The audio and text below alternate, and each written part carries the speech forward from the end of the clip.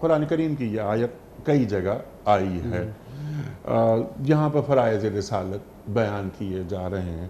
اس سے پہلے کہ ہم امی کے بارے میں پوچھیں آپ سے کہ امی کسے کہتے ہیں، امی کی تعریف کیا ہے، حضرت ابراہیم علیہ السلام یہی دعا مانگ رہے ہیں۔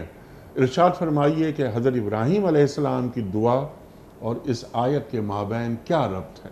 قرآن مجید ایسی کتاب ہے کہ جس کے بارے میں تفسیر ابن کثیر میں علامہ ابن کثیر نے لکھا ہے عجائبہ لا تنقطع، اس کے عجائب کبھی بھی ختم نہیں ہوں گے قیامت تک، وغرائبہ لا تفنا، اس کی عجیب عجیب باتیں، نکتے عمل کی باتیں قیامت تک نکلتے ہی چلی جائیں گی۔ گویا کہ زمزم کی طرح کا ایک ایسا چشمہ ہے جس کو جو بس بہہ ہی چلے جا رہا ہے، اور کتنی 7 جگہوں سے، اور اس کے نئے نئے موتی نکلتے آئیں گے، اور علماء کرام اس کا سبب بنتے ہیں کہ وہ ان نئے موتیوں کو نکال کر امت کے سامنے رکھتے ہیں۔ سبحان اللہ، سبحان اللہ۔ اب یہ جو آپ نے سوال کیا ظاہر ہے کہ ابراہیم علیہ السلام کی دعا تھی سورہ بقرہ میں، ربنا وبعث فیہم رسولا منہم یتلو علیہم آیاتک۔ ابراہیم علیہ السلام نے کعبہ تو بنا دیا، تو اب کعبے کے آباد کرنے والے کا بھی مطالبہ ضروری تھا کہ اللہ آپ کا گھر تو بن گیا، اس گھر کو آباد کون کرے گا؟